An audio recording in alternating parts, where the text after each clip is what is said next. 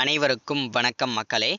இந்த ஒரு வீடியோவில் நம்ம எதை பற்றி பார்க்க போகிறோம், என்ன அப்டேட்டை பற்றி இன்றைக்கி தெரிஞ்சுக்க போகிறோம் அப்படின்னு கேட்டிங்கன்னா, கூட்டுறவு வங்கிகளில் இருக்கக்கூடிய நகை கடன்களும் அதை தவிர்த்து 8 வகையான பொது வங்கிகளில் இருக்கக்கூடிய நகை கடன்களையும் முழுமையாகவே தள்ளுபடி செய்யப்படுவதாக தற்போது வரக்கூடிய 2026ஆம் ஆண்டு சட்டசபை தேர்தல் வரக்கூடிய இந்த சூழ்நிலையில் தற்போது தேர்தல் 3ஆம் கட்ட வாக்குறுதிகளாக தேர்தல் அறிக்கைகளை இந்த நகைக்கடன் தள்ளுபடி அறிவிச்சிருக்கிறாங்க.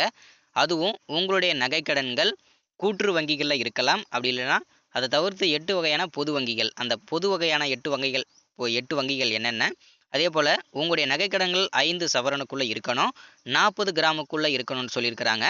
ஸோ அதை தவிர்த்து உங்களுடைய நகைக்கடன்கள் தள்ளுபடி செய்யப்படணும் அப்படின்னா சில நிபந்தனைகளும் விதிச்சிருக்கிறாங்க. அதே போல் உங்களுடைய பெயர் பட்டியல் எங்கே போய் நீங்கள் பார்க்கணும், அதே போல் உங்களுடைய பெயர் பட்டியல் தகுதி உள்ளவர்களாக இருந்தும் பெயர் உங்களுடைய இல்லை அப்படின்னா நீங்கள் என்ன பண்ணணும் அப்படின்றதுக்காகவும் தெளிவாக நம்ம இந்த வீடியோவில் பார்த்து தெரிஞ்சுக்க போகிறோம்.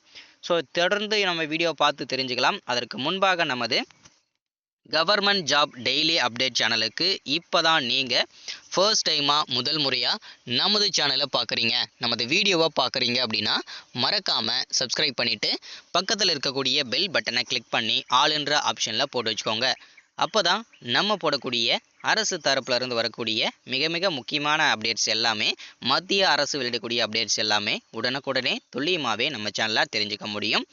சரி, ஓகே, வாங்க வீடியோக்குள்ளே போகலாம். குறிப்பாக விவசாயிகளுக்கு இந்த வீடியோ ஷேர் பண்ணுங்கள். நகைக்கடன் வைத்திருக்க அனைவரும் கட்டாயம் பார்க்க வேண்டிய ஒரு முக்கிய வீடியோங்க, சரிங்களா?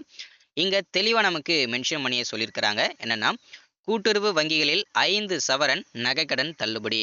குட் நியூஸாக உங்களுடைய அறிவிப்பு வெளியிட்டிருக்கிறாங்க. ஸோ அதே போல் உங்களுடைய கடன்கள் ரத்தாகுமா? அரசியல் கட்சிகள் தற்போது மாசான ஒரு பிளானை வெளியிட்டிருக்கிறாங்க. ஸோ அது என்னன்றதை தெளிவாக பார்க்கலாம். தமிழகத்தில் சட்டமன்ற தேர்தல் நெருங்கக்கூடிய இந்த வேளையில் அரசியல் கட்சிகள் வெளியிடும் தேர்தல் அறிக்கைகளில் விவசாய கடன் மற்றும் நகைக்கடன் தள்ளுபடி குறித்த அறிவிப்புகள் மிக முக்கியமான இடத்தை பிடிக்கின்றன. குறிப்பாக கூட்டுறவு வங்கிகளில் விவசாயிகள் மற்றும் சாமானிய மக்கள் வைத்துள்ள நகைக்கடன்கள் தள்ளுபடி செய்யப்படுமா என்ற எதிர்பார்ப்பு தற்போது பெங்களூர் மற்றும் உள்ளிட்ட பல்வேறு பகுதிகளில் அனைத்து மக்கள் மத்தியிலும் அதிகரித்துள்ளதாக செய்திகள் இன்று வெளியாகியுள்ளன. ஸோ அதை பற்றி தான் தெளிவாக பார்க்க போகிறோம். வழக்கமாக இந்த தள்ளுபடி மட்டுமல்லாமல் ஒரு தள்ளுபடி அரசு வெளியிடுறாங்க அப்படின்னா முதலில் அதற்கான தகுதி வரம்புகளை நிர்ணயம் செய்யணும். அதுக்கப்புறம் கடந்த கால நடைமுறைகளை வைத்து பார்த்தால் கூட்டுறவு வங்கிகளில் 5 சவரன் அல்லது அதற்கு குறைவான இருக்கக்கூடிய நகைக்கடன்கள் அடகு வைத்து கடன் பெற்ற கடன்கள் மட்டுமே தள்ளுபடிக்கு எடுத்துக்கொள்ளப்படுகின்றன. இது சாத்தியமாக கூறாக பார்க்கப்படுதுங்க. அதே போல இதற்கான ஒரு தனிநபர் அல்லது ஒரு குடும்பம் பெற்ற மொத்த கடனின் அளவு கணக்கிடப்படும். அந்த கணக்கிடப்படக்கூடிய நகைக்கடன் 5 சவரனுக்குள்ள இருக்கணும், 40 கிராமுக்குள்ள இருக்கணும். அப்படி இருந்ததுன்னா உங்களுடைய நகைக்கடன்கள் தள்ளுபடி அறிவிப்பு வெளியானதும் கூட்டுறவுத்துறை அதிகாரிகள் ஒவ்வொரு வங்கியிலும், அதாவது 8 வகையான வங்கிகள் சொன்னோம் இல்லையா, ஸோ அந்த 8 வகையான வங்கிகளில் கடன் கணக்குகளை ஆய்வு செய்வார்கள். அதன் பிறகு பார்த்தீங்கன்னா தள்ளுபடி அறிவிப்பாங்கன்றதை உறுதியாக சொல்லியிருக்கிறாங்க. இதில் பயிர்க்கடன் தள்ளுபடி சலுகை ஏற்கனவே பெற்றவர்களாக நீங்கள் இருந்தாலும் உங்களுக்கு இந்த தள்ளுபடி கிடைக்காது. அதே போல் அரசாங்க ஊழியர்களாக இருந்தீங்கனாலும் உங்களுக்கு இந்த தள்ளுபடி கிடைக்காது. அதே போல் வருமான வரி செலுத்துபவராக நீங்கள் இருந்தாலும் உங்களுக்கு தள்ளுபடி கிடைக்காதுங்க. அதே போல் 4 சக்கர வாகனங்கள் வைத்திருப்பவர்களுக்கும் இந்த தள்ளுபடி கிடைக்காது. அதே போல் இந்த நிபந்தனைகளுக்கு உட்பட்ட தகுதியான பயனாளர்களின் பட்டியல் தயார் செய்யப்பட்டு வருகிறதுங்க. ஸோ இந்த மாதத்தோட இறுதிக்குள்ளையும் அடுத்த மாதத்தோட முதல் வாரத்திலையும் உங்களுடைய நகைக்கடன் தள்ளுபடி பெயர் பட்டியல் வெளியிடப்படும். அதற்கப்புறம் உங்களுடைய நகைகளை திருப்பி மீட்டு எடுத்துக்கலாம். இதற்கான அசல் மற்றும் வட்டி தொகையை அரசு முழுமையாக ஏற்றுக்கொண்டு அதே முழுமையாக ரத்து செய்யப்படும் சொல்லியிருக்கிறாங்க.